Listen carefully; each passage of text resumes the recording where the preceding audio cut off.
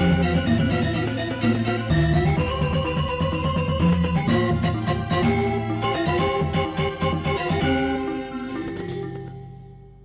Swastiastu, pemirsa Bali TV dimanapun Anda berada, kembali saya Nyoman Winata, redaktur pelaksana harian Bali Post yang menjumpai Anda seperti biasa dalam Bali Post Talk. Kali ini kita mengangkat topik tentang dampak pariwisata terhadap masyarakat Bali atau manusia-manusia Bali. Ya mungkin ini sudah cukup sering kita jadikan topik, tapi mungkin secara spesifik, secara sosiologinya seperti apa, karena saya akan mewawancarai sosiolog, ya, dosen di FISIP Universitas Udayana, Bapak Gede Kamojaya. Kita sapa dulu narasumber kita. Om Swastiastu, Pak De. Swastiastu, selamat siang. Gimana kabarnya? Sehat ya, Pak De?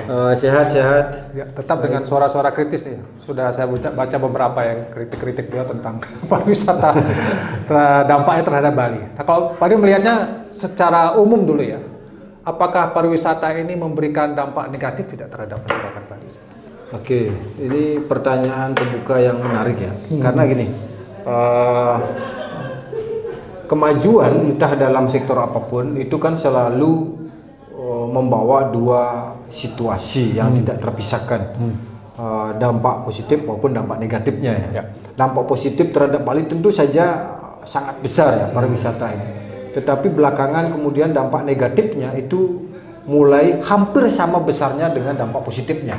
Inilah yang kemudian perlu kita cermati bersama gitu ke depan agar pariwisata kita terus tumbuh dengan kualitas yang lebih baik. Oke, kalau kita bicara tentang dampak ekonomi ya, pastilah ya pertumbuhan ekonomi, kemudian masyarakat Bali lebih sejahtera, gitu ya. Sudah. Bagaimana kita bicara dampak negatifnya yang menurut Pak De tadi kan sudah semakin membesar ya. Jangan-jangan malah mengalahkan dampak positifnya. Seberapa besar sih sebenarnya masalah dampak negatif pariwisata ini? Cukup besar ya. Pertama kita bisa lihat dampak ekologisnya dulu deh. Kita bicara soal dampak ekologis. Hari ini kalau kita bicara soal ekologi Bali, sebetulnya di balik gegap gempita pariwisata, di balik the last paradise itu ada noda-noda hitam yang sebetulnya harus kita diskusikan secara lebih serius. Misalnya masifnya pembangunan akomodasi pariwisata yang melahap sempadan pantai, melahap sempadan sungai, jurang, hutan, ini terus bermunculan meskipun sebetulnya wilayah itu sangat mungkin adalah wilayah-wilayah publik juga sekaligus adalah wilayah-wilayah jalur hijau gitu. Nah itu satu, ekologi, kemudian sungai yang mulai tercemar, kemudian sampah, kemudian alih fungsi lahan, deforestasi itu kan terus terjadi. Di luar itu yang juga tidak kalah serius kita perlu tanggapi adalah penggunaan air tanah yang meningkat drastis. Karena itu akan menyebabkan permukaan tanah menurun, kemudian air laut justru bisa masuk ke daratan dan itu menyebabkan banjir rob atau kekurangan air di masa depan. Ini persoalan serius yang harus kita diskusikan sebetulnya di balik citra besar The Last Paradise itu gitu. Ya, dibicarakan serius, berarti selama ini belum pernah dibicarakan dengan serius ya? Dibicarakan, cuma setelah dibicarakan ya menguap gitu. Biasanya begitu. Biasanya begitu ya? Biasanya begitu. Sudah berganti-ganti gubernur, sudah berganti-ganti bupati gitu ya? Tersublimasi gitu, tiba-tiba menguap, hilang dan nggak tahu bentuknya jadi apa gitu. Ya, itu ekologis. Kalau kita bicara secara sosiologi, kulturalnya, budayanya, gimana?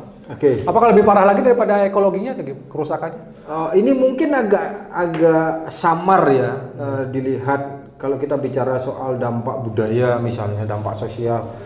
Jadi basis kultural orang Bali itu kan sebetulnya adalah agraris ya. Bagaimana orang Bali sebetulnya menginterpretasikan semesta, kemudian mewujud dalam praktek-praktek ritus dan tata laku hidup masyarakat Bali. Bagaimana masyarakat Bali memandang tanah, memandang dewi kesuburan, kemudian membaca tanda-tanda alam atau misalnya ilmu-ilmu perbintangan yang dulu diketahui itu kemudian hilang. Pengetahuan soal bagaimana mengolah tanah dan bagaimana membaca tanda-tanda alam itu perlahan kan memudar. Kemampuan kita untuk bertani itu kemudian memudar. Dan riak-riak bertani itu hanya muncul ketika pariwisata itu kolaps seperti COVID kemarin ya. Tapi akhirnya kan setelah pariwisata sembuh, balik lagi. Ya nggak ada lagi yang bicara serius soal sektor ini kan, gitu. Itu yang kemudian yang kedua di Kabupaten Tabanan misalnya, itu air itu ditarik ke Badung untuk menunjang aktivitas pariwisata, sehingga kebutuhan air untuk kepentingan petani di Tabanan itu terbagi. Jadi ada kebijakan yang sebetulnya memposisikan pertanian itu sebagai sektor kedua pada situasi ini. Yang ketiga, muncul kemudian perubahan rasionalitas petani. Jadi menjadi petani hari ini tidak lagi menjanjikan. Karena itu lebih baik satu mengontrakkan tanahnya, menjual tanahnya, lebih-lebih kalau itu dijadikan villa, itu pendapatannya, dan itu sangat rasional gitu. Dibanding mengolah tanah yang hasilnya tidak seberapa dengan risiko yang cukup tinggi ya. Misalnya kalau gagal panen ya sudah selesai nasib petani. Soal ini juga orientasi pola mata pencaharian kita kemudian berubah drastis ya. Kemudian heterogenitas penduduk kita yang tidak jarang kalau tidak di manajemen dengan baik itu bisa jadi memunculkan konflik-konflik rasial, konflik-konflik identitas, atau paling tidak isu-isu itu mulai bermunculan belakangan karena menjamurnya komposisi penduduk yang makin heterogen ya. Jadi persaingan ekonomi, keterdesakan orang Bali dan itu menjadi semacam api dalam sekam kalau tidak dikelola dengan baik, dan itu akan memunculkan konflik sosial. Saya pikir. Ya. Jadi sudah demikian parah sebenarnya secara tradisi budaya kita sebenarnya sudah hancur dari dalam ya, kalau bisa kita katakan. Kalau dibilang hancur mungkin bahasanya terlalu ekstrim ya. Mengalami degradasi gitu, penurunan kualitas gitulah. Karena memang saking masifnya masdorism, kemudian masdorism diangkat membawa kerusakan, kemudian berganti slogan menjadi sustainable tourism, yang juga sebetulnya sama beringasnya gitu. Bahkan lebih beringas dari masdorism. Lebih-lebih ketika pasca reformasi kemudian muncul tuntutan otonomi daerah. Bicara soal otonomi daerah itu sebetulnya bicara soal pendapatan asli daerah. Nah, untuk meningkatkan pendapatan asli daerah itu setiap hal yang kira-kira potensial untuk mendatangkan PAD itu harus diposisikan sebagai komoditas atau barang dagangan, begitu kira-kira. Ya. Kalau demikian misalnya, apa yang akan terjadi pada Bali kalau ini tidak dihentikan? Dan sepertinya nggak bisa dihentikan. Apa yang akan terjadi pada Bali? Apakah semua hancur? Pariwisata juga akan hancur? Ya, kalau bicara soal apa yang akan terjadi pada Bali, kita bisa melihat sejak hari ini ya, atau sejak beberapa tahun belakangan. Satu, kualitas pariwisata kita menurun ya. Ini ditandai dengan tingginya kunjungan wisatawan, tapi tidak diikuti dengan pertumbuhan ekonomi yang baik. Satu. Kedua, tingginya angka kunjungan tidak diikuti dengan lama hunian. Itu artinya Bali hanya jadi tempat persinggahan. Aktivitas ekonominya terjadi di wilayah lain. Sementara pembangunan akomodasi pariwisata itu terus meningkat. Maka akan terjadi perang tarif tuh di situ. Muncullah kualitas pariwisata yang buruk dalam situasi itu. Kedua, penindakan kita yang lemah terhadap pelanggaran-pelanggaran hukum yang dilakukan oleh wisatawan, itu akhirnya memunculkan terakumulasinya tindakan-tindakan pelanggaran kecil kemudian menjadi tindakan yang pelanggaran besar. Misalnya konflik, bahkan kemarin ada wisatawan yang sampai memproduksi narkoba di Bali, kemudian menjadi komplotan perampok, scamming, kemudian penculikan bahkan terakhir. Kalau soal pemukulan di Jalan Kelahi itu mungkin hampir setiap hari ya beritanya muncul. Tapi situasi-situasi yang serius itu belakangan kan muncul makin masif kan. Janganlah bicara soal itu, soal pelanggaran penggunaan paspor aja bisa ya. Mereka datang dengan visa kunjungan, tapi sampai di sini mereka bekerja. Kan itu jadi persoalan tuh. Dan tindakan-tindakan kecil ini diselesaikan di bawah tangan, begitu kira-kira. Ya akhirnya terakumulasi menjadi tindakan kriminal yang lebih besar. Jadi itu menunjukkan sebenarnya pariwisata kita sudah menurun kualitasnya. Ya, kualitasnya menurun, mengalami degradasi yang luar biasa. Dan lama-lama bisa ditinggalkan Bali ya. Bali akan ditinggalkan oleh wisatawan, nggak lagi menarik. Iya, salah satunya itu. Dan tanda-tandanya kan sudah mulai muncul tuh. Ya. wisatawan kalau kita bicara tentang bagaimana kita menyelamatkan, kita agak susah juga ya, menyelamatkan pariwisata berarti akan memberikan pariwisata ruang lebih besar lagi, kemudian budayanya. Nah, gimana caranya menyeimbangkan ini supaya Bali terselamatkan lah dari kehancurannya gitu katakanlah. Satu gini, kita perlu berpikir soal sektor lain yang bisa ditumbuhkan berbarengan dengan sektor pariwisata secara serius ya. Apa itu? Pertanian? Pertanian, UMKM misalnya gini, kita kan tidak pernah bicara soal industri pasca panen kan di Bali. Kan nggak pernah muncul sama sekali. Kalau misalnya mangga di Singaraja pada musim panen overproduksi, itu kan harganya pasti jatuh. Ini kita apakan nih? Tomat di Bedugul yang overproduksi misalnya. Diapakan ya? Cabai yang di Songan yang overproduksi, ini diapakan? Kita nggak pernah bicara serius itu sebetulnya pada sektor pariwisata. Atau bicara soal industri pasca panen. Industri perikanan misalnya, kita kan nggak pernah serius itu sebetulnya bicara soal sektor-sektor yang lain yang sebetulnya memungkinkan untuk tumbuh bersamaan dengan pariwisata. Peraturannya ada, menggunakan produk lokal. Itu ada perdanya. Ada perdanya. Hanya saja pertanyaannya adalah apakah kualitas yang dibutuhkan oleh sektor pariwisata bisa kita penuhi kan itu. Sehingga kita membutuhkan sebetulnya pendampingan terhadap petani secara serius. Dari A sampai Z. Dari penanaman, dari mengolah tanah, penanaman, kemudian perawatan, pasca panen, packaging, kemudian memasarkan. Ini satu rangkaian ekonomi yang tidak terputus kan.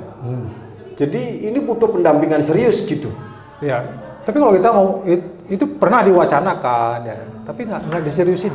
Itu yang saya bilang tadi, tersublimasi begitu pariwisata mulai rame, yaitu hilang menguap begitu saja. Itu yang saya maksud tadi. Tidak serius gitu. Tidak serius, nggak ada yang serius ya? Nggak ada yang serius. Kalau misalnya sektor itu digarap, saya pikir kita bisa tumbuh berbarengan ya dengan pariwisata.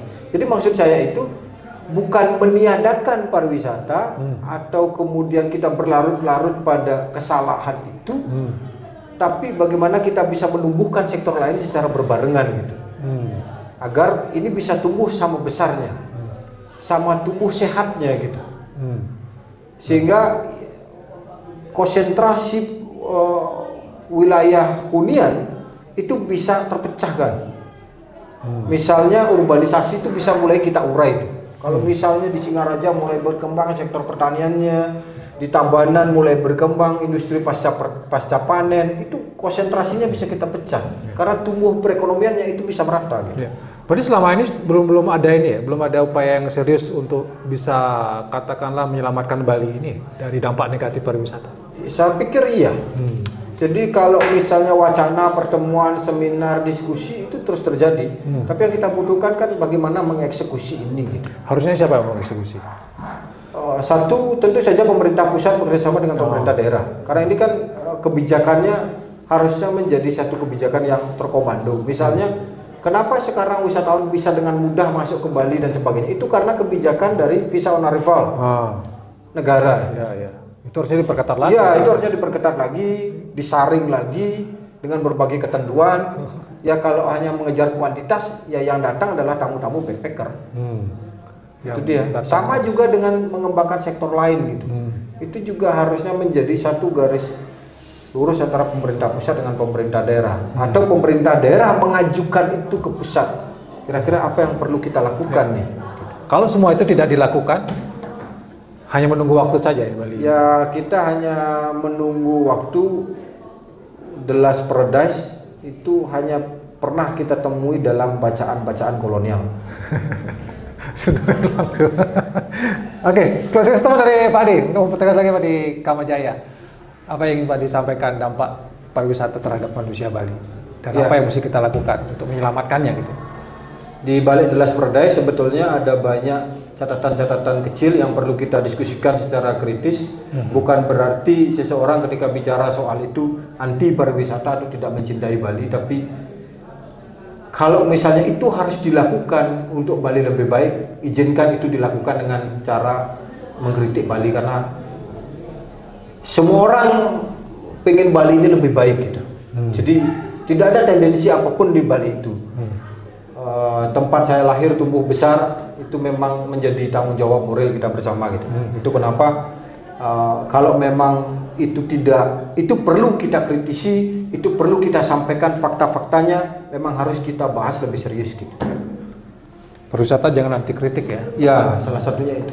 Karena kalau tidak dikritik nanti berkembang liar ya seperti sekarang. Satu berkembang liar, kemudian menjadi wacana tunggal yang sulit menerima kenyataan bahwa kita sedang tidak baik-baik saja.